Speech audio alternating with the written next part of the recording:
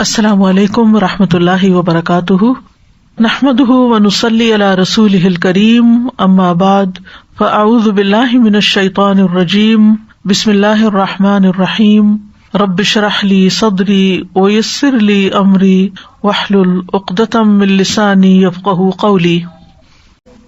اور جب میرے بندے آپ سے میرے بارے میں سوال کریں تو کہہ دیجئے کہ بے شک میں قریب ہوں، میں پکارنے والے کی پکار کا جواب دیتا ہوں جب وہ مجھے پکارے۔ تو ان کو چاہیے کہ وہ میرا حکم مانے اور مجھ پر ایمان رکھیں تاکہ وہ ہدایت پائیں۔ سو اس سے بخشش مانگو، پھر اس کی طرف پلٹ آؤ، یقیناً میرا رب قریب ہے، قبول کرنے والا ہے۔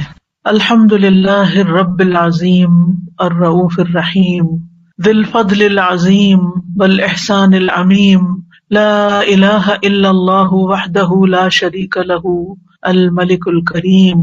سب تعریف اللہ کے لیے ہے جو رب ہے عظمت والا، شفقت والا، نہایت رحم فرمانے والا، جو بڑے فضل والا اور ہر ایک پر احسان کرنے والا ہے۔ اللہ کے سوا کوئی معبود نہیں ہے، وہ اکیلا ہے، اس کا کوئی شریک نہیں ہے، اسی کے لیے عظیم بادشاہت ہے۔ اللہم صلی علی محمد وعلی آل محمد کما صلیت علی ابراہیم وعلی آل ابراہیم انک حمید مجید۔ اللہم بارک علی محمد وعلی آل محمد کما بارکت علی ابراہیم وعلی آل ابراہیم انک حمید مجید۔ آج ہم پڑھیں گے انشاءاللہ بیماری سے شفا کی دعائیں۔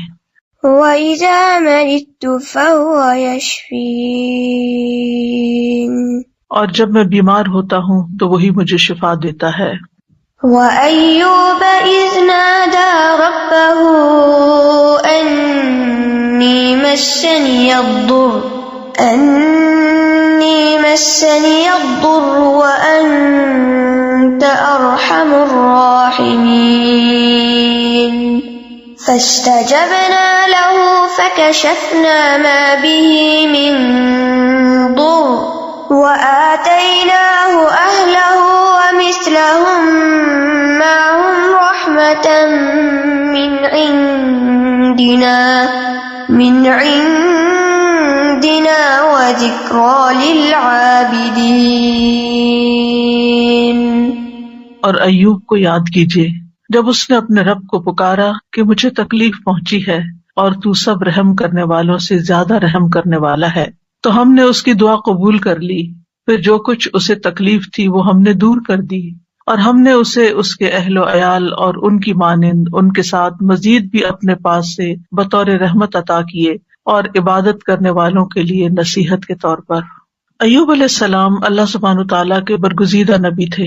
اللہ تعالیٰ کی طرف سے ان پر ایسی شدید آزمائش آئی کہ وہ بہت لمبی بیماری میں مبتلا ہو گئے، اور اس کی وجہ سے ان کے اہل و عیال بھی ان سے جدا ہو گئے، یا یہ بھی کہا جاتا ہے کہ وہ فوت ہو گئے، مال مویشی بھی ہلاک ہو گئے۔ لیکن ایوب علیہ السلام نے ہر مصیبت پر صبر کیا، اپنے رب پر بھروسہ کیا، کوئی شکوہ نہیں کیا، کوئی واویلا نہیں کیا، کوئی شکایت نہیں کی۔ جب تکلیف حد سے بڑھ گئی تو انہوں نے اللہ تعالیٰ سے دعا کی، اے میرے رب، مجھے بیماری لگ گئی ہے اور تو رحم کرنے والوں میں سب سے زیادہ رحم کرنے والا ہے۔ تو اللہ سبحانہ تعالیٰ نے ان پر اپنی رحمت نازل کی، ان کی دعا قبول فرمائی اور حکم دیا کہ زمین پر اپنا پاؤں مارو۔ انہوں نے پاؤں مارا تو ٹھنڈے پانی کا چشمہ نمودار ہو گیا۔ حکم ہوا کہ اسے پیو اور اس سے غسل کرو۔ وہ مبارک پانی پینے اور اس پانی کے ساتھ غسل کرنے سے ان کی ساری بیماری دور ہو گئی، یعنی پانی ان کے لیے شفا کا باعث بن گیا اللہ کے اذن سے، اور وہ پوری طرح صحت مند ہو گئے۔ اللہ تعالیٰ نے انہیں ان کے گھر والے بھی عطا فرما دیے اور اتنے ہی اور بھی دے دیے۔ وَأَيُّوبَ إِذْ نَادَى رَبَّهُ، اور ایوب کو یاد کیجیے علیہ السلام جب اس نے اپنے رب کو پکارا۔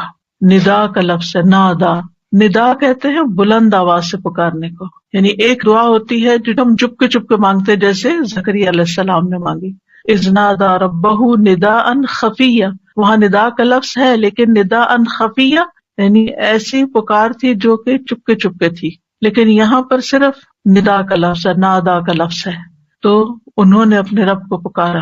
دونوں طرح پکارنا چاہیے، دل ہی دل میں، چپ کے اور بلند آواز سے بھی۔ رب ہر طرح سنتا ہے۔ کیا پکار کے کہا؟ انی مسنی الضر، کہ یا رب مجھے تکلیف پہنچی ہے. در سے مراد انسان کی جسمانی بدحالی ہے، بیماری، لاغری، بڑھاپا، یہ سب چیزیں در میں آتی ہیں. وَأَنْتَ أَرْحَمُ الرَّاحِمِينَ، اور آپ سب رحم کرنے والوں میں سب سے بڑھ کر رحم کرنے والے ہیں. کتنا خوبصورت انداز ہے پکارنے کا، دعا کرنے کا. مختصر الفاظ ہیں، کوئی لمبی چوڑی باتیں نہیں ہیں، چند لفظ ہیں لیکن بڑے ہی جامع لفظ، اور کسی چیز کا مطالبہ بھی نہیں کیا، صرف رحم کی درخواست کی، یعنی اللہ تعالیٰ کی رحم کا ایک طرح سے واسطہ دیا. وَأَنْتَ أَرْحَمُ الرَّاحِمِينَ. تو کیا ہوا نتیجہ؟ فَاسْتَجَبْنَا لَهُ، ہم نے اس کی دعا قبول کر لی، اس کی گریہ وزاری قبول کر لی.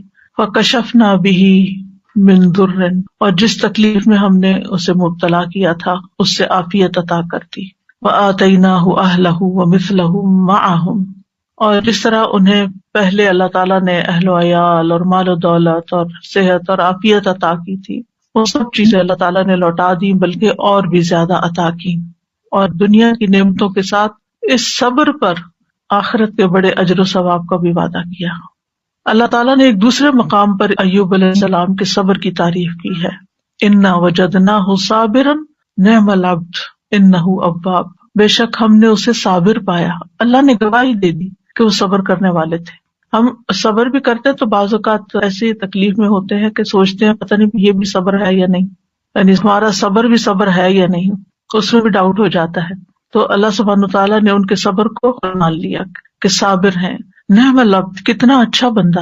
تو اس سے پتہ چلتا ہے کہ صبر کرنے والا، غم سے گزرنے والا جب صبر کرتا ہے تو اللہ تعالیٰ کا محبوب بن جاتا ہے، اور ساتھ ہی یقیناً وہ بہت رجوع کرنے والا تھا. یعنی اس کا یہ مطلب نہیں کہ پہلی دفعہ وہ دعا کر رہے تھے یا پہلی دفعہ وہ رب کی طرف انہوں نے رغبت کی تھی اتنے سال کی بیماری گزار کر، اور پہلے انہوں نے کبھی نہیں پکارا تھا.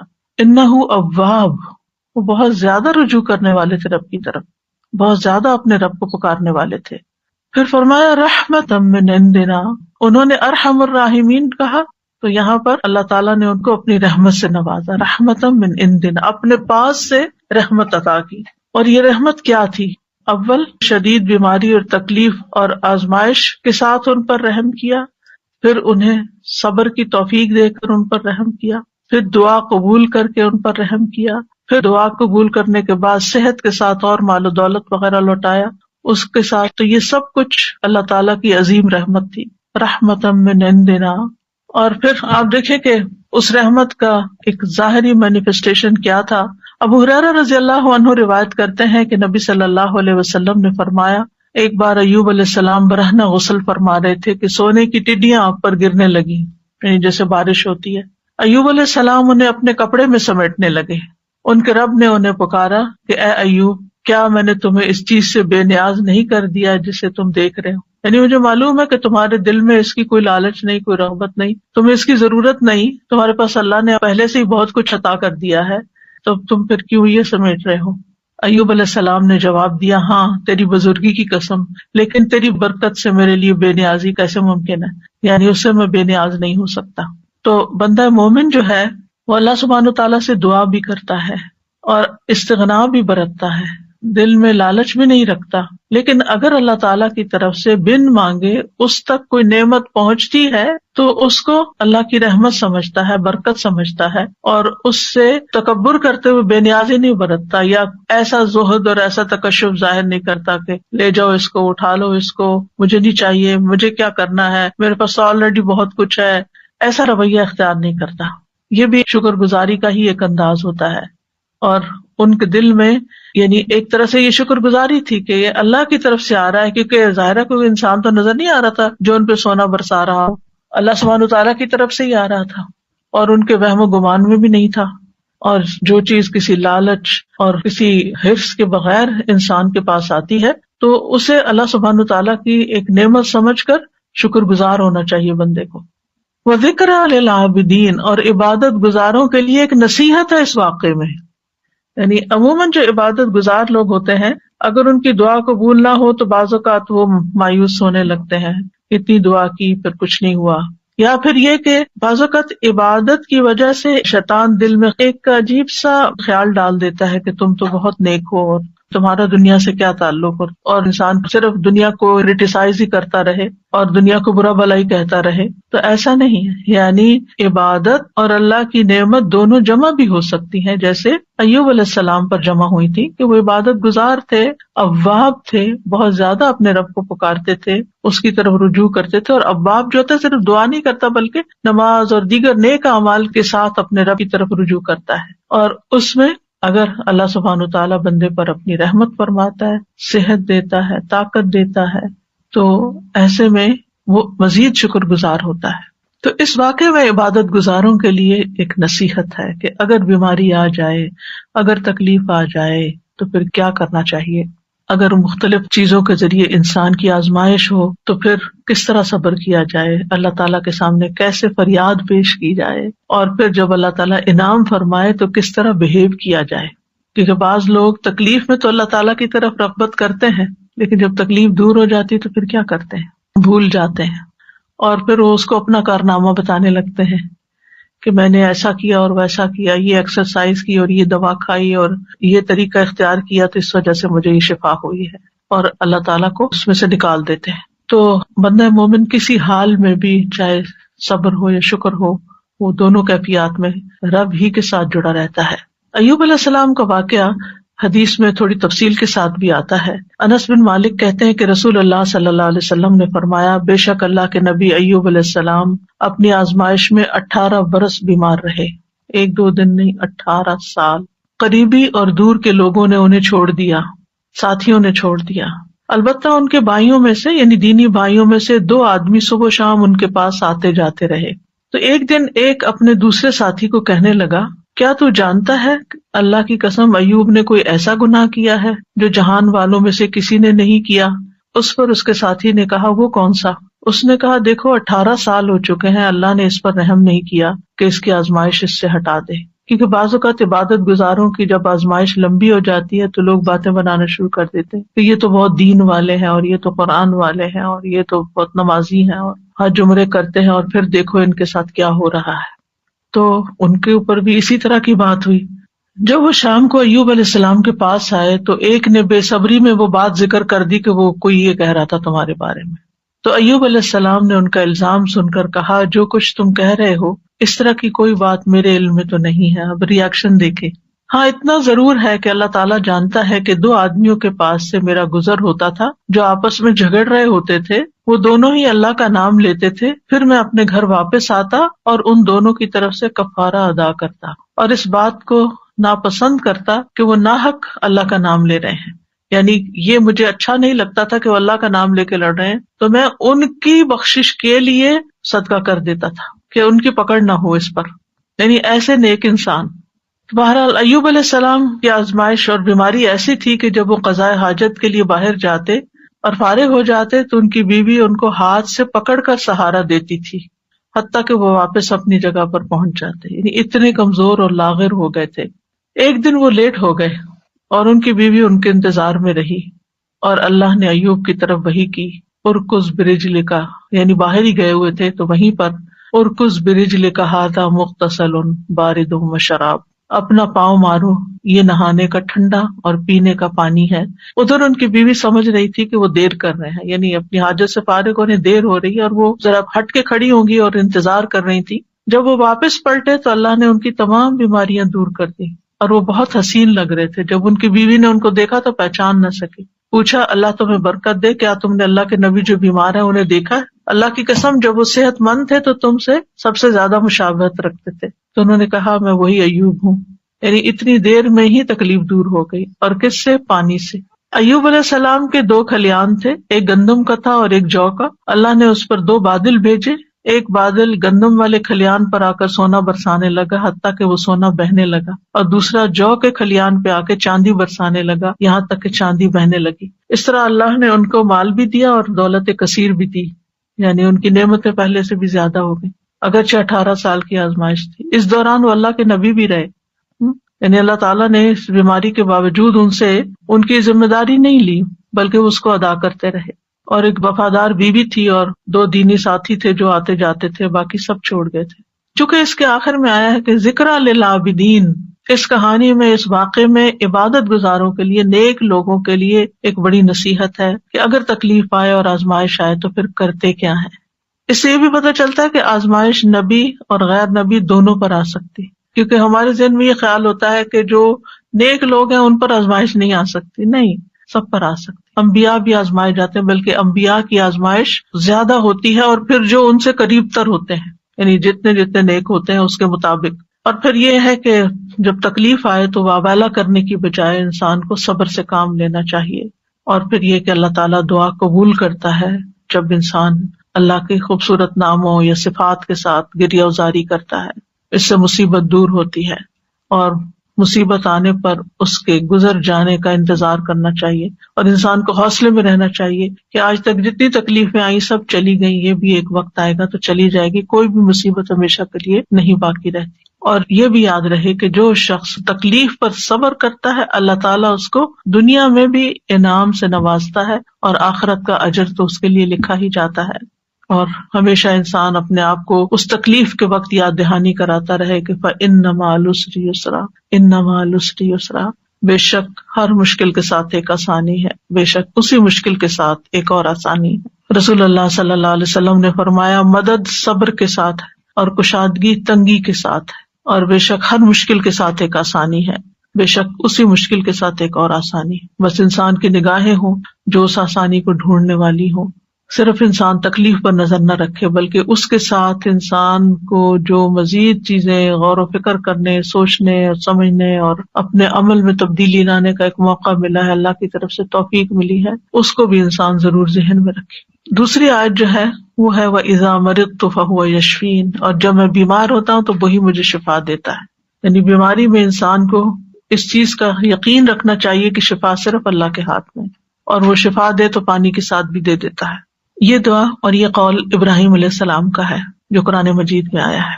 سورۃ الشعراء کی آیت نمبر 80 ہے کہ ابراہیم علیہ السلام نے اپنے والد اور اپنی قوم کے سامنے توحید کی دعوت پیش کی تھی، اور اللہ تعالیٰ کا تعارف کروایا تھا انہی الفاظ میں کہ الذی خلقنی فہو یہدینی والذی هو یطعمنی ویسقینی واذا مرضت فہو یشفینی۔ اسی نے مجھے پیدا کیا ہے، وہی مجھے راہ دکھائے گا، وہی مجھے کھلاتا ہے، وہی مجھے پلاتا ہے، جب میں بیمار ہو جاتا ہوں تو وہی مجھے شفا دیتا ہے۔ یعنی شفا صرف اور صرف اللہ کے ہاتھ میں ہے، وہی شفا دیتا ہے۔ انسان کو اچھی طرح یقین ہونا چاہیے، اس لیے جب بیماری آئے، جب تکلیف آئے تو پہلا دھیان اللہ کی طرف جائے، پہلا خیال اللہ کی طرف جائے، ڈاکٹر کی طرف نہیں، دوا کی طرف نہیں، لوگوں کی طرف نہیں۔ اور اس پر اپنے آپ کو ٹیسٹ کیا کریں، اگر کہیں چوٹ لگتی ہے، اگر کہیں درد ہوتی ہے، اگر کہیں کوئی بھی چیز پیش آتی ہے، ایک دم گلا پکڑا جاتا ہے کچھ، تو کیا خیال آتا ہے کہ اس سے نجات اور خلاصی کیسے ہوگی،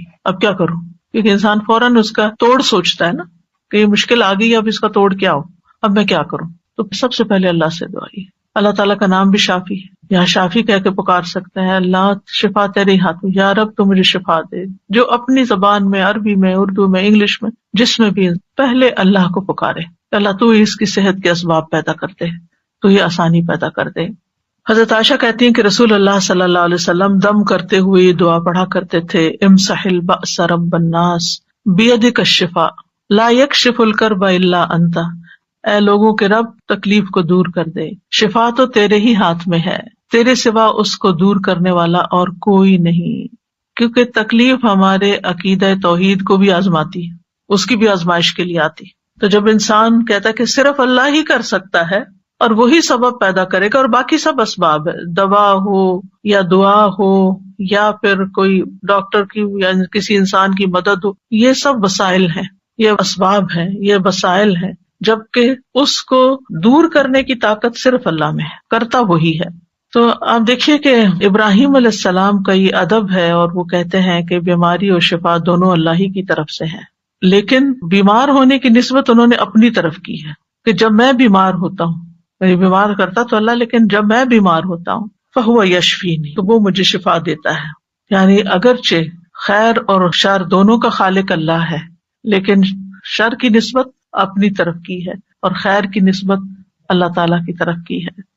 کہا جاتا ہے نا کہ تندرستی 1000 نعمت ہے، واقعی تندرستی اور صحت اللہ تعالیٰ کی بہت بڑی نعمت ہے. نبی صلی اللہ علیہ وسلم نے فرمایا 2 نعمتیں ایسی ہیں جن کے بارے میں اکثر لوگ خسارے میں ڈالے گئے ہیں، تندرستی اور فراغت، فرصت. یعنی آپ کے پاس وقت ہوتا ہے، آپ بہت زیادہ کاموں میں دبے ہوئے نہیں ہیں، ڈوبے ہوئے نہیں ہیں، لیکن لوگ اس وقت سے فائدہ نہیں اٹھاتے، صحت سے فائدہ نہیں اٹھاتے، اور اسی طرح فراغت سے صحیح فائدہ نہیں اٹھاتے، حتیٰ کہ بیماری اور بڑھاپے کے منہ میں جا پڑتے ہیں جب وہ پھر کچھ کرنے کے قابل نہیں رہتے. اور ہمیں یہ بھی حکم دیا گیا ہے کہ ہم صحت کی حفاظت کریں، اپنے جسم پر ناروا بوجھ نہ ڈالیں. عبداللہ ابن عمرو ابن العاص کہتے ہیں نبی صلی اللہ علیہ وسلم کو میرے بارے میں یہ بات پہنچی کہ میں مسلسل روزے رکھتا ہوں اور رات بھر نماز پڑھتا ہوں. دن کو روزہ، رات کو نماز، نہ کھانا نہ نیند، یعنی بہت کم دونوں چیزیں. تو آپ نے میری طرف پیغام بھیجا کہ ملاقات کے لیے حاضر ہوں، تو میں نے آپ سے ملاقات کی. آپ نے فرمایا کیا مجھے یہ خبر نہیں دی گئی کہ تم روزے رکھتے اور افطار نہیں کرتے اور رات بھر نماز پڑھتے رہتے ہو؟ یعنی مجھے یہ معلوم ہوا، یہ نہیں بتایا کس نے بتایا کیا، یعنی مجھے یہ اطلاع پہنچی ہے، کنفرم کرو یہ ایسے ہی ہے. تو جب انہوں نے کہا کہ ہاں، تو آپ نے فرمایا تم اس طرح نہ کرو، کیونکہ تمہاری آنکھوں کا بھی تم پر حق ہے، تمہارے نفس کا بھی تم پر حق ہے، تمہاری بیوی کا بھی تم پر حق ہے. تم روزہ بھی رکھو اور افطار بھی کرو، نماز بھی پڑھو اور سویا بھی کرو، اور ہر 10 دنوں میں 1 دن کا روزہ رکھ لو، یہ تمہارے لیے 9 روزوں کا اجر بن جائے گا. اور ایک اور روایت میں آتا ہے، صحیح بخاری کی روایت ہے، آپ نے فرمایا اگر تم ایسا کرتے رہے، یعنی ہر وقت روزے سے رہے اور ہر وقت جاگتے رہے، تو تمہاری بینائی کمزور ہو جائے گی اور تمہارا نفس تھک جائے گا. یعنی عبادت میں بھی اعتدال کرو، اس طرح کا بوجھ اپنے اوپر نہ ڈالو کہ تم بیمار پڑ جاؤ. تو اس سے کیا پتہ چلتا ہے اس حدیث سے کہ ہمارا دین ہمیں اعتدال سکھاتا ہے، اور یہ سکھاتا ہے کہ ہم اپنی جان کا بھی حق ادا کریں، اپنے گھر والوں کا بھی حق ادا کریں، اور اپنے جسم کا، آنکھوں کا اور باقی تمام چیزوں کا. اسی طرح ایک حدیث سے ہمیں یہ پتہ چلتا ہے کہ نیک انسان کے لیے صحت مالداری سے زیادہ بہتر ہے. یعنی صحت جو ہے یہ بڑی دولت ہے مال سے بھی. تو اس لیے مال کماتے ہوئے بھی انسان کو اپنی صحت برباد نہیں کرنی چاہیے. عبداللہ بن خبیب اپنے چچا سے روایت کرتے ہیں کہ ہم لوگ ایک مجلس میں تھے کہ رسول اللہ صلی اللہ علیہ وسلم ہمارے پاس تشریف لائے. سر مبارک پر پانی کے اثرات تھے، تو ہم نے کہا اللہ کے رسول ہم آپ کو بہت خوش دیکھ رہے ہیں. آپ نے فرمایا ہاں. پھر لوگ مال و دولت کا، مالداری کا تذکرہ کرنے لگے، تو آپ نے فرمایا اللہ عز و جل سے ڈرنے والے کے لیے مالدار ہونے میں کوئی حرج نہیں. یعنی ایک شخص کے اندر اگر اللہ کا تقوی اور خوف ہے اور ساتھ اس کے پاس مال بھی بہت ہے تو کوئی حرج نہیں، کوئی گناہ کی بات نہیں. البتہ اللہ عز و جل سے ڈرنے والے کے لیے مالداری سے زیادہ بہتر چیز صحت ہے، اور دل کا خوش ہونا اللہ کی نعمت ہے. یعنی اگر انسان صحت مند ہے اور اس کے دل میں بھی اطمینان ہے اور وہ خوش ہے تو یہ بہت بڑی نعمت ہے. آج آپ دیکھیں کہ بعض لوگ دنیاوی اعتبار سے بہت کامیابیاں حاصل کر لیتے ہیں، بڑے بڑے ریکارڈ توڑ لیتے ہیں، لیکن پھر کیا ہوتا ہے اس کے بعد؟ جو ایک دم ڈپریشن کا شکار ہو جاتے ہیں. آج ہی میں ایک نیوز دیکھ رہی تھی، تو اس میں ایک بہت ہی مشہور کھلاڑی ہے، بے شمار اس کے فینز ہیں، نام میں نہیں لوں گی، لیکن اس نے کہا کہ میں کھیل رہا تھا اور کھیلتے کھیلتے میں گول کر رہا تھا اور ایک دم مجھ پہ ڈپریشن کا اٹیک ہوا، اور اس کے بعد میں پیچھے پیچھے پیچھے پیچھے گرتا چلا گیا. یعنی ساری دنیا اس کی طرف لک فارورڈ کر رہی ہے اور اس کو دیکھ کے خوش ہو رہی ہے اور تالیاں بجا رہی ہے، اور اس پر لمحے کے لمحے میں، آن کی آن میں ایک ایسی آزمائش آتی ہے، اچانک اس کے اوپر ایک ایسی بیماری آ جاتی ہے، تو ہمیں نہیں پتا، کسی لمحے کا نہیں پتا کہ کس وقت ہمارے ساتھ کیا ہو جائے. لہٰذا اگر اللہ نے ہمیں اطمینان قلب نصیب کیا ہے تو اس وقت پھر اس نے اپنی ذہنی حالت اور پھر کس طرح اس نے پبلکلی اس کو ایکسپٹ کیا کہ میں بیمار ہوں، اور لوگ اس کو ماننے کو تیار نہیں. یعنی لوگ کیا چاہتے ہیں، ہمارے ہیروز جو ہیں وہ تو سپر سے سپر مین ہی نظر آئے، وہ کبھی اظہار ہی نہ کریں کہ ان کو کوئی تکلیف ہے یا ان کو کوئی پریشانی ہے. لیکن انسان تو کہیں بھی پہنچ جائے وہ انسان ہے اور کمزور ہے، اور اللہ تعالیٰ دکھاتا ہے کہ کوئی بھی انسان خدا نہیں ہے. لیکن ہوتا ہی ہے کہ ہم کچھ انسانوں کو خدا کا درجہ دے دیتے ہیں اور ان سے ایسی توقعات وابستہ کر لیتے ہیں کہ نہ یہ کبھی بیمار ہوں گے اور نہ ہی کبھی ان کو کوئی تکلیف آئے گی اور نہ ہی ان پر کوئی آزمائش آئے گی. تو ایسا نہیں سوچنا چاہیے. انسان انسان ہے اور انسان کمزور ہے، اور انسان دنیا میں مال و دولت کے یا شہرت کے کسی بھی مقام پہ پہنچ جائے، اس کے ساتھ کسی وقت بھی کچھ ہو سکتا ہے. تکلیف نعمت میں بھی بدل سکتی ہے اور نعمت تکلیف میں بھی بدل سکتی ہے. اس لیے انسان کو اللہ تعالیٰ کی طرف رجوع کرتے رہنا چاہیے اور عافیت کی دعا مانگتے رہنا چاہیے. لیکن ہمیں جو اس حدیث سے پتہ چلتا ہے وہ یہ کہ مالداری سے زیادہ بہتر چیز صحت ہے. بعض اوقات آپ نے دیکھا ہوگا کہ کوئی غریب سے غریب شخص ہے لیکن انتہائی ایکٹیو، صحت مند، بھاگ دوڑ کرنے والا، کام کرنے والا، جس سے عموماً بیک ہوم میڈز وغیرہ ہوتی ہیں تو وہ کتنی ایکٹیو ہوتی ہیں، لیکن ان کو اپنی اس نعمت کی قدر ہی نہیں ہوتی کہ اللہ نے ہمارے ہاتھ پاؤں چلتے رکھے ہیں اور ہم کام کر سکتے ہیں اور ہمیں کسی کے اس لحاظ سے محتاجی نہیں ہے، ہم دوسروں کی خدمت کر رہے ہیں، ہم ان سے بہتر ہیں کہ ان کو ہماری ضرورت ہے جبکہ ہمیں ان کی اس طرح ضرورت نہیں ہے، لیکن وہ اس نعمت کی قدر کرنے کے بجائے اس غم میں رہتے ہیں کہ ان کے پاس بڑا گھر ہے یا گاڑی ہے اور ہمارے پاس نہیں ہے تو ہم محروم ہیں۔ حالانکہ اس حدیث کی روح سے زیادہ محروم وہ ہے جس کے پاس صحت نہیں ہے۔ نبی صلی اللہ علیہ وسلم نے فرمایا، جس شخص نے اس حالت میں صبح کی کہ اسے اپنے بارے میں امن ہو، کوئی خوف نہیں، وہ بدن کے لحاظ سے تندرست ہو اور اس کے پاس اس دن کے لیے روزی موجود ہو، صرف اس ون سنگل ڈے کے لیے کھانے پینے کا سامان ہے، گویا ساری دنیا اس کے لیے جمع کر دی گئی ہے، اگر انسان ان نعمتوں پہ سوچے اور شکر ادا کرے۔ رسول اللہ صلی اللہ علیہ وسلم نے فرمایا، اللہ سے عافیت کا سوال کیا کرو کیونکہ کسی انسان کو عافیت سے بڑھ کر کوئی چیز نہیں دی گئی۔ معاذ بن رفاع اپنے والد سے روایت کرتے ہیں کہ ابو بکر صدیق رضی اللہ تعالی عنہ ممبر پر کھڑے ہوئے پھر رو دیے، فرمایا گزشتہ سال رسول اللہ صلی اللہ علیہ وسلم ممبر پر کھڑے ہوئے، یہ کہہ کر ابو بکر پھر رو پڑے اور فرمایا اللہ سے معافی اور عافیت کا سوال کرو کیونکہ یقین کے بعد عافیت سے بڑھ کر کوئی نعمت کسی کو نہیں دی گئی۔ اسی طرح نبی صلی اللہ علیہ وسلم نے ایک شخص کو نصیحت کرتے ہوئے فرمایا کہ 5 چیزوں کو 5 چیزوں سے قبل غنیمت سمجھو، جوانی کو بڑھاپے سے پہلے، صحت کو بیماری سے پہلے، مالداری کو فقیری سے پہلے، فراغت کو اپنی مصروفیت سے پہلے، زندگی کو موت سے پہلے۔ اسی طرح آپ نے ایک موقع پر ابن عمر سے فرمایا، جب تم صبح کرو تو اپنے دل میں شام ہونے کا نہ سوچو، شام کا انتظار نہیں کرو، شام ہو تو صبح ہونے کا نہ سوچو، یعنی جو وقت ہے اس میں جیو، اس کی قدر کرو، اس وقت سے فائدہ اٹھاؤ، اس میں اچھا اچھا کام کر لو، یہ نہ سوچو اچھا صبح ہوگی تو پھر کر لیں گے، اگر اس وقت ہے تو پھر اس وقت وہ کام کر لو، کیونکہ عبداللہ تم نہیں جانتے کل تمہارا نام کیا ہوگا، یعنی مردوں میں ہوگے یا زندوں میں ہوگے۔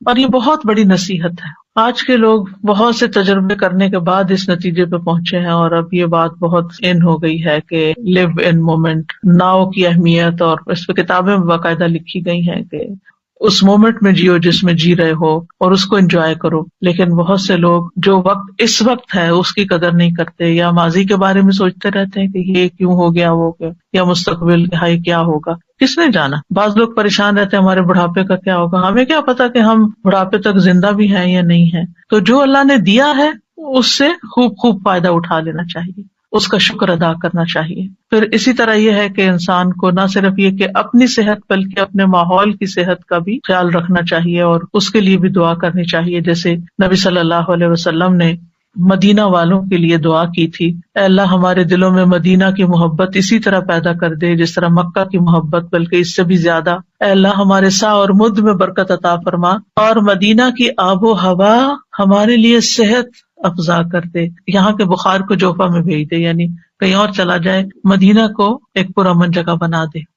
تو انسان کو اپنے بدن میں بھی عافیت کی دعا کرنی چاہیے، اپنے گھر میں بھی، اپنے شہر میں، اپنے ملک میں، کہ جہاں ہم رہتے ہیں امن امان کے ساتھ رہ سکیں، کیونکہ انسان امن کے ساتھ ہی بہت پروڈکٹیو ہو سکتا ہے۔ جب انسان کے اوپر ایک خوف سوار ہوتا ہے، اس کے حالات پریشانی کا شکار ہوتے ہیں، تو اس کو یہ نہیں سمجھ آتی کہ مجھے کیا کرنا چاہیے، یعنی بعضوں کا دل جمتا ہی نہیں پھر کسی کام کے کرنے کے لیے۔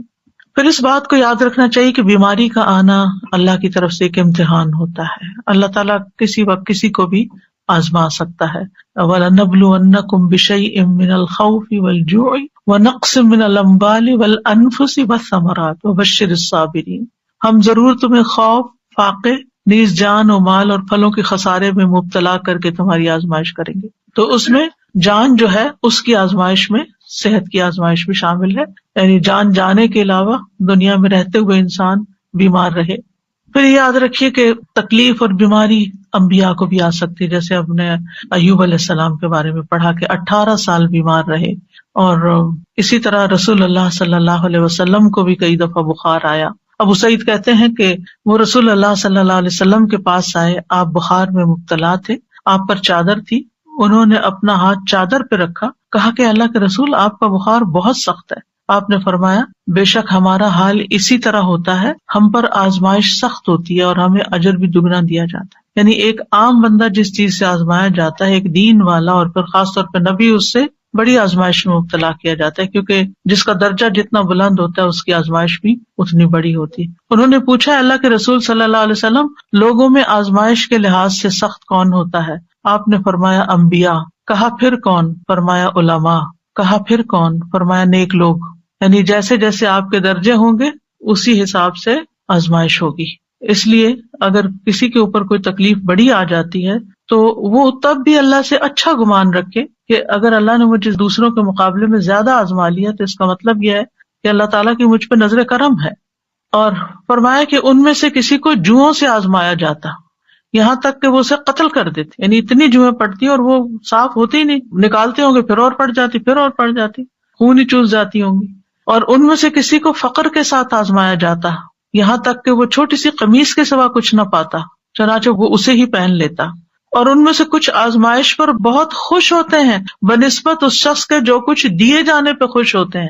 یعنی اللہ کے نیک بندوں کی ایک پہچان یہ بھی ہے کہ جب ان پر کوئی تکلیف آتی ہے تو پریشان ہونے کی بجائے وہ اللہ سے راضی ہو جاتے ہیں کہ اللہ نے مجھے اس کے لیے چنا، مجھے اس قابل سمجھا تو اس لیے مجھ پر یہ امتحان ڈالا. یعنی عافیت تو مانگنی چاہیے، لیکن مانگنے کے باوجود اگر اللہ تعالیٰ آزما لیتا ہے تو ناراضگی کی کوئی گنجائش نہیں.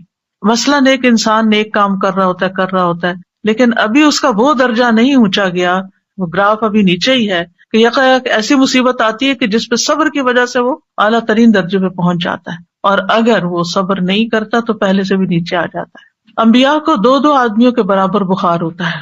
پھر آپ دیکھیے کہ مسلمان کو جب کوئی کانٹا بھی چبھتا ہے تو پھر اس کے ذریعے اللہ تعالیٰ اس کے گناہوں کو ایسے دور کرتا ہے جیسے سوکھے درخت سے پتے جھڑ کے اس کو صاف کر دیتے ہیں. مریض کے لیے خوشخبریاں بھی ہیں. اب اپنی کوئی نہ کوئی بیماری تکلیف یاد کر لی، کیونکہ آج کل تو ہر شخص کسی نہ کسی بیماری میں کہیں نہ کہیں مبتلا رہتا ہی ہے، اور وہ بہت بودر بھی کرتی ہے بعض اوقات کہ کب میری جان چھوٹے گی اس سے، اور یہ کیوں ہے، اور مجھے اتنی دوا کھانی پڑتی ہے، اور باقی لوگ بغیر دواؤں کے بھاگے دوڑے پھرتے ہیں. تو انسان بلا وجہ اپنے اوپر ایک شیطانی وسوسوں کی وجہ سے بوجھ محسوس کرنے لگتا ہے. لیکن یاد رکھیے کہ اللہ تعالیٰ جس کے ساتھ بھلائی کا ارادہ کرتا ہے اس کو مصیبت میں مبتلا کر دیتا ہے. یہ صحیح بخاری کی روایت ہے، من یرد اللہ بہ خیرا یصب منہ، کیونکہ اس تکلیف اور اس آزمائش اور اس سپن کے اندر سے گزر کے بندہ نکھر جاتا ہے یا پھر پلٹ جاتا ہے. تو یہ جو نکھار ہے نا، اور یہ چمکاؤ جو ہے انسان کے دل کے اندر اور انسان کی پرسنالٹی میں، یہ مشکل سے گزر کر ہی آتا ہے. ام سلمہ کہتی ہیں کہ میں نے رسول اللہ صلی اللہ علیہ وسلم کو فرماتے ہوئے سنا، جب اللہ بندے کو کسی مصیبت کے ساتھ آزماتا ہے اور وہ اپنی حالت اور کیفیت کی بنا پر اسے ناپسند کرتا ہے تو اللہ تعالیٰ اس تکلیف کو اس کے گناہوں کا کفارہ اور اسے پاک کرنے کا سبب بنا دیتا ہے، جب تک کہ وہ لاحق ہونے والی تکلیف کو اللہ کے علاوہ کسی اور در پر پیش نہیں کرتا. یعنی اسے دور کرنے کے لیے غیر اللہ کو نہیں پکارتا، اللہ ہی کو پکارتا، اللہ ہی سے دعائیں مانگتا ہے. تو مومن کو تو ایک کانٹا بھی چپ جائے تو اس پر بھی اللہ سبحانہ و تعالیٰ اس کا گناہ معاف کر دیتا ہے. ابو سعید کہتے ہیں کہ آدمی نے رسول اللہ صلی اللہ علیہ وسلم سے پوچھا کہ ہمیں جو بیماریاں لگتی ہیں یہ بتائیے کہ ان پر ہمارے لیے کیا ہے. آپ نے فرمایا یہ بیماریاں گناہوں کا کفارہ بن جاتی ہیں. ابی ابن کعب نے عرض کیا اگرچہ بیماری چھوٹی ہو؟ آپ نے فرمایا اگرچہ ایک کانٹا ہی چپ جائے یا اس سے بھی کم. بعض اوقات آپ نے دیکھا ہوگا کہ آپ گارڈننگ کر رہے ہوتے ہیں یا پھول توڑنے لگتے ہیں، کوئی سبزی توڑنے لگتے ہیں، تو آپ کے ہاتھ میں ایک چھوٹا سا نظر نہ آنے والا چھوٹا سا کانٹا چپ جاتا ہے. اب وہ نظر بھی نہیں آتا لیکن اس کی چبھن اور اس کی بودریشن اور اس کی تکلیف ایسی ہوتی ہے کہ انسان کسی پل اس کو بھولتا نہیں، یعنی اسے بے چین رکھتا ہے. وہ اس پر بھی اجر ہے، لیکن اس وقت اجر بھول جاتا ہے، بس تکلیف ہی یاد رہتی ہے، اور اس کے بدلے اللہ تعالیٰ انسان کے درجات بلند کر دیتا ہے. سادہ جی مجھے خیال آیا کہ اجر کے لیے شاید ہم اتنے حریص نہیں ہیں، ہم اس کو اتنا اس طرح مٹیریلائز کر کے نہیں دیکھتے. جیسے کانٹے چبھنے اور اس کی بات کی نا آپ نے، مجھے خیال آیا کچھ لوگ اپنی مالی مجبوری کی وجہ سے جا کے بلڈ اپنا بیچتے ہیں، یعنی پنچ کرا کے بلڈ نکلواتے ہیں، کوئی ویکنس ہوتی ہوگی یا کوئی آرگن بیچ دیتے ہیں، کوئی اس طرح کا چیز ہوتی ہے. تو وہ ان کے سامنے وہ مالی فائدہ ہوتا ہے جسے وہ ان کو زیادہ چاہیے ہوتا ہے، تو وہ اپنے جسم کا ایک حصہ یا جسم کا خون بیچ دیتے ہیں. لیکن انسان کے اوپر اچانک سے کوئی آزمائش آ جاتی ہے تو اس وقت وہ چیز نظر نہیں آ رہی ہوتی نا کہ اس کے بدلے اجر ملنے والا کیا ہے. جیسے پڑھا بھی ہے، حدیث میں بھی ہے، یقین بھی ہے، لیکن شاید ہماری وہ لیول آف ہرس نہیں ہے کہ ہم پھر اس پہ اس وقت صبر کر جائیں اتنا. اصل میں جب آخرت کو سامنے رکھ کے انسان جیتا ہے نا تو چیزیں اور طرح نظر آتی ہیں. پھر ہر چیز کے بارے میں انسان مختلف طریقے سے سوچتا ہے، نگاہ ہی بدل جاتی ہے. وہ آزمائشوں کو مختلف طرح دیکھتا ہے، وہ نعمتوں کو مختلف طرح دیکھتا ہے، وہ مال کو کسی اور طرح دیکھتا ہے، وہ زندگی کے منصوبے کسی اور طرح بناتا ہے، اس کی پلاننگ کچھ اور ہوتی ہے، پورا پرسپیکٹو چینج ہو جاتا ہے. سادہ جی، ہم نے اکثر دیکھا ہے جب ہم مریض کے پاس ہوتے ہیں اور ہم کس قسم کی باتیں کر رہے ہوتے ہیں. کئی لوگوں کو تو مریض کی عیادت کے آداب بھی نہیں آتے اور الٹا ان کو وہ ڈی موٹیویٹ کر کے اٹھتے ہیں کئی مرتبہ. تو یہ اس قسم کی باتیں جو ہیں اگر ہم کہیں لکھ لیں اور کہیں لے جائیں. میں بلکہ کتاب نکال رکھی تھی کہ میں ساتھ لے کر آؤں گی، کیونکہ یہ جو میں آپ کو بتا رہی ہوں اس کا بہت سا مٹیریل اس کے اندر موجود ہے. یعنی یہ کتاب جو ہے اس میں اسی طرح ریسرچ کر کے یہ ساری احادیث اور پھر دعائیں وغیرہ جمع کی گئی تھی کہ جب بھی کوئی بیمار ہو تو اس کو تحفہ دے دیا جائے، وہ بیٹھ کے پڑھتا رہے اور کم از کم اس کی پریشانی دور ہو. مجھے جب کسی کا پتہ چلتا ہے تو میں اس کو ریکمینڈ کرتی ہوں کہ یہ کم از کم پہلے 2-3 صفحے جو ہے نا وہ تو ضرور پڑھ لو، کیونکہ اس میں یہ خوشخبریاں اور یہ ساری چیزیں کہ بیماری کیوں آتی ہے اور کیا کرنا چاہیے. کیونکہ اگر انسان کو یہ بات سمجھ آ جائے نا کہ میں نے اس میں اب آ تو گئی آنے والی چیز، وہ تو نہیں ٹال سکتا، اب تو وہ اپنے وقت کے ساتھ ہی جائے گی، تو کم از کم ایک حوصلہ بلند ہو جاتا ہے، اس کا morale بلند ہو جاتا ہے، اس کی سوچ بدل جاتی ہے، وہ اتنا میزریبل نہیں ہوتا، وہ اتنا سیلف پٹی کا شکار نہیں ہوتا، صبر کرنا آ جاتا ہے جو کہ اس وقت کی ضرورت ہوتی ہے. پھر وزٹنگ دا سک، اس میں اگر آپ جا رہے ہیں تو آپ بیمار کے اوپر کیا پڑھ کے دم کریں. اس کے بڑے بڑے حرف بھی ہیں، ٹرانسلیٹریشن بھی ہے اور ٹرانسلیشن بھی ہے، اور خوبصورت پھول بھی ہے کہ جب کہیں رکھی ہوئی وہ تو دیکھ دیکھ کے خوش ہوتے رہیں. تو اس سے حوصلہ ہوتا ہے، تسلی ہوتی ہے. یعنی بیماری کا تعلق بھی بہت زیادہ سوچ کے ساتھ ہوتا ہے. کسی بھی مشکل کے وقت اگر آپ کی سوچ پازیٹیو ہے نا تو آپ کے لیے وہ تکلیف ہلکی ہو جائے گی. وہ اچانک اٹیک تو ہوتا ہے، آپ ہرٹ ہوتے ہیں، لیکن پھر آپ اس سے فوراً نکل آتے ہیں. تو مریض کے احکام یہ ہر بندے کے پاس ہونی چاہیے. بیمار ہوں تو فوراً ہی نکالیں. اور پھر اس میں کچھ فقہی چیزیں بھی ہیں، یعنی کہ وضو کیسے کریں، تیمم کیسے کب کریں، اور طریقہ تیمم کا، اور نماز کی رخصت کھڑے ہو کے نہیں تو بیٹھ کے کیسے پڑھیں، لیٹ کے کیسے پڑھیں، اور پھر اس روزے کے بارے میں، پھر اگر حج میں کچھ چیزیں ہو جائیں ایسی تو پھر کیا کریں، اور پھر وینٹیلیٹر کے اوپر یا خودکشی والے کے ساتھ کیا کریں، پھر کچھ مسنون چیزیں جو ہیں، اور پھر آخر میں اس میں بھی دعائیں ہیں. یہ دعائیں جو اس میں ہیں اس کے اندر بھی آخر میں ڈالی ہوئی ہیں، کیونکہ بعض اوقات انسان کو اپنے پہ دم خود کرنا ہوتا ہے یا کسی اور پہ کرنا ہے، یا پھر عافیت کی دعائیں ہیں تو وہ ساری اکٹھی کر دی گئی. اس کے علاوہ یہ حسن صحت کتاب جو ہے، بیسیکلی جو میرا جینا میرا مرنا ہے، اس کتاب کا جو پہلا چیپٹر تھا حسن صحت کے بارے میں، اس کو جب میں نے پڑھایا تو تھوڑا ایلیبوریٹ کیا تھا اور نئی چیزیں اس میں ڈالی تھی. تو الحمدللہ اس میں بھی بہت سی ایسی چیزیں. تو یہ کتابیں ہر گھر میں ہونی چاہیے تاکہ اللہ نہ کرے کہ کوئی تکلیف میں ہو یا بیمار ہو تو اس وقت انسان ان کو پڑھ لے. میں نے تو اپنے دائیں ہاتھ کے پاس رکھی ہوئی ہے تاکہ وقتاً فوقتاً پڑھ کے اپنی سوچوں کا علاج بندہ کرتا رہے، اپنا morale بہتر کرتا رہے. کیونکہ بیماری تو بیماری ہوتی ہے، لیکن اس کے اندر جو پریشانی اور جو نیگیٹو تھنکنگ اور شیطان کے وساوس وہ انسان کو زیادہ بیمار کر دیتے ہیں. اور جب انسان کو یہ ہوتا ہے کہ بیماری اللہ کی رضا کا سبب بھی بن جاتی ہے تو انسان کے لیے حوصلہ ہو جاتا ہے. وہ کیلنڈر بھی اسی مقصد کے لیے بنایا تھا کہ ڈاکٹرز کی ٹیبل پر ہو وہ، کیونکہ ہوتا یہ ہے کہ جب ڈاکٹر کی ٹیبل پہ کوئی چیز بھی رکھی ہوتی ہے نا تو مریض جب بیٹھا ہوتا ہے تو ادھر ادھر کچھ نہ کچھ پڑھتا رہتا ہے، تو وہ اس دن کا ڈیٹ بھی ہو اور پھر ساتھ وہ حدیث بھی پڑھ لیں. میں نے رکھا ہوا مین روم، اس کو بدلتی رہتی ہوں، آتے جاتے پڑھتے رہتے ہیں. بالکل. تو یہ چھوٹی چھوٹی چیزیں ہیں جو انسان کو مشکل وقت میں ایک ریمائنڈر دیتی ہیں اور انسان کو فائدہ ہوتا ہے اور تکلیف آسان ہو جاتی ہے اور پھر گزر بھی جاتی ہے، پتہ بھی نہیں چلتا. سر جی، میں سوچ رہی تھی کہ حضرت ایوب کے صبر کی تو مثال ہے ہی، لیکن اس کے ساتھ ان کی جو بیوی تھی، وہ جو تیماردار تھی، ان کی اولین، ان کا اپنا صبر اور ان کا حوصلہ اور ان کی ہمت افزائی حضرت ایوب کو کرواتے رہنا.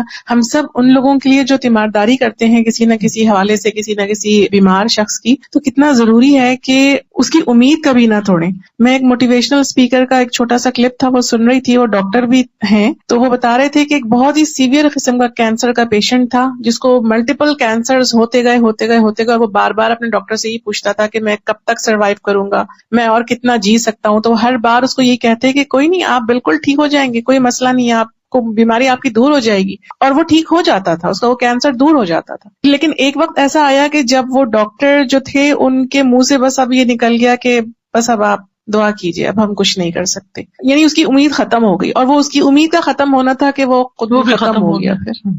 تو واقعی یہ امید اور حوصلہ دلاتے رہنا بہت بڑی چیز ہوتی ہے. اور پھر یہ کہ مریض کے جو لواحقین ہوتے ہیں ان کو بھی حوصلہ دلانا. مجھے یاد ہے کہ میری والدہ ہاسپٹل میں ڈیتھ بیڈ پہ تھی اور ان کے ٹیسٹ بھی ہو رہے تھے, تو ایک ینگ ڈاکٹر مجھے یاد ہے کہ وہ آیا اور اس نے ساری ریڈنگز دیکھی, اور ہم لوگ بیٹھے ہوئے تھے, تو وہ کہتا ہے یہ بھی ٹھیک ہے, ان کا یہ بھی ٹھیک ہے, یہ بھی ٹھیک ہے, یہ بھی ٹھیک ہے, آپ بالکل فکر نہیں کریں. حالانکہ مجھے نظر آ رہا تھا کہ وہ سروائیو نہیں کر رہی, لیکن مجھے بہت اچھا لگا کہ ایسے موقع پر بھی حوصلہ دلانا, کیونکہ پریشانی تو انسان کو ہوتی ہے لیکن دل خوش ہو جاتا ہے نا تھوڑی دیر کے لیے, اچھا ساری ریڈنگز ٹھیک آ رہی ہیں تو بس ٹھیک ہے.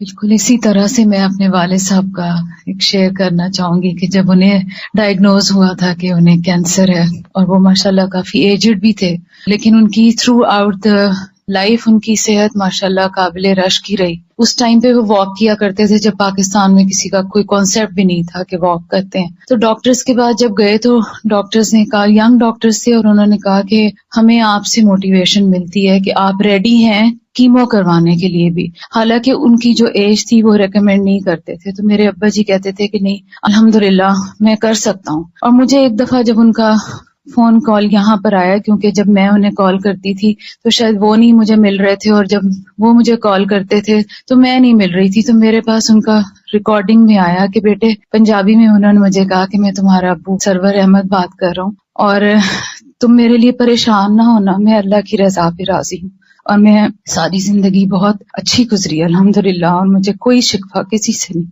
تو میں فیس کروں گا اس کو. اور وہ اس سے کافی بہتر بھی ہو گئے الحمدللہ.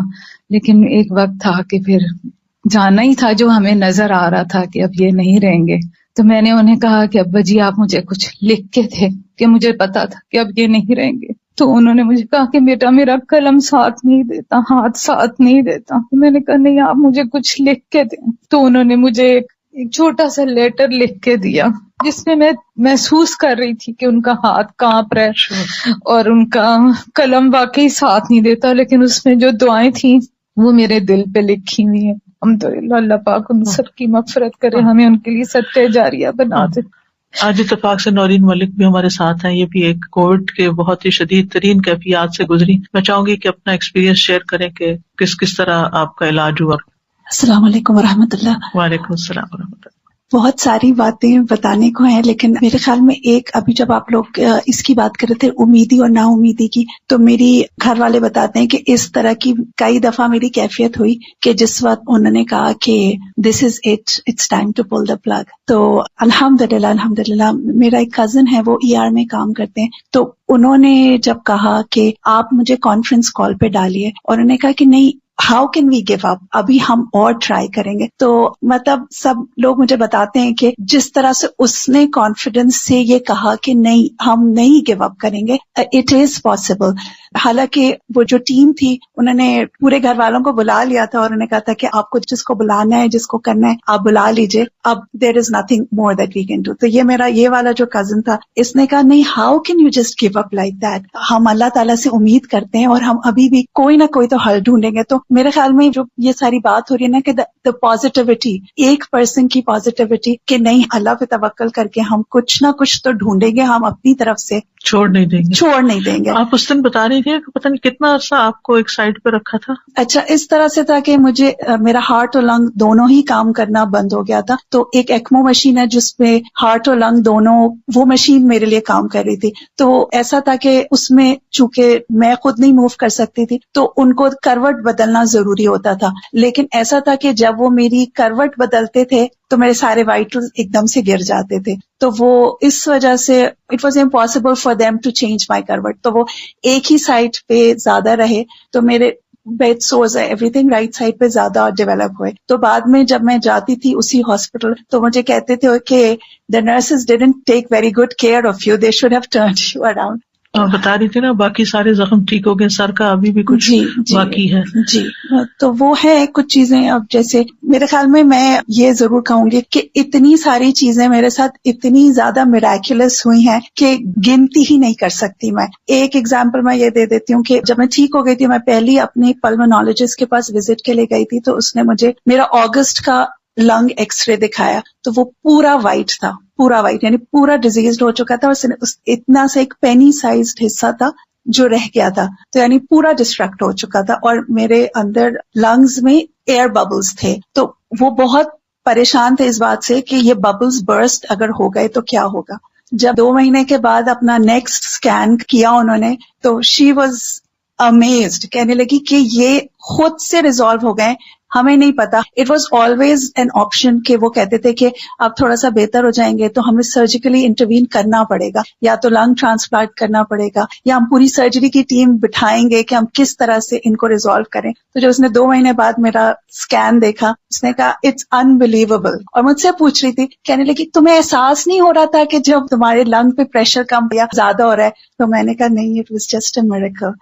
اسی طرح ایک انہوں نے مجھے چیسٹ ٹیوب ڈالی ہوئی تھی, and for the longest time وہ صبح میں پوری ٹیم ہوتی تھی, وہ جو میرے سامنے ڈسکشن کر رہی ہوتی تھی, وہ کہتے ہوتے تھے اگر ہم نے یہ ٹیوب نکال دی تو یہ کولیپس ہو جائے گی, اور وہ فیصلہ نہیں کر پا رہے تھے کہ اس ٹیوب کو ہم کیسے نکالیں, کیا کریں. تو 3-4 ہفتے تک میں ایک آئی سی یو میں, پھر دوسرے اس میں, پھر تیسرے, انٹل کہ انہوں نے مجھے وارڈ میں شفٹ کر دیا without taking out the tube, اور انہوں نے کہا کہ ہم نہیں انٹروین کر سکتے, we are too scared. And سبحان اللہ, it was such a miracle کہ جس دن انہوں نے مجھے موو کیا, میں وارڈ میں پہنچی تو جو میری نرس تھی وہ آئی مجھے دوا دینے کے لیے, تو اس نے یوں جھک کے نیچے دیکھا اور اس نے کہا تمہاری چیسٹ ٹیوب یہ ہے, زمین پہ رکھی ہوئی ہے. تو کہنے لگی how did it come out? تو میں نے کہا فرشتوں نے نکالا ہے, مجھے نہیں. الحمدللہ. تو مطلب یعنی کہ وہ ڈاکٹرز نہیں فیصلہ کر پا رہے تھے کہ ہم کیسے کریں, اینڈ وہ جسٹ لٹرلی میراکولسلی وہ ڈراپڈ آؤٹ تھے. انہوں نے فوراً سرجری کی ٹیم بتائی, سب کچھ. وہ مجھ سے پوچھے تھے یہ کیسے ہوا, میں نے کہا آپ بتائیں کیسے ہوا. اٹ واز سرجیکلی سوچرڈ ان, مطلب وہ سلی ہوئی تھی اندر.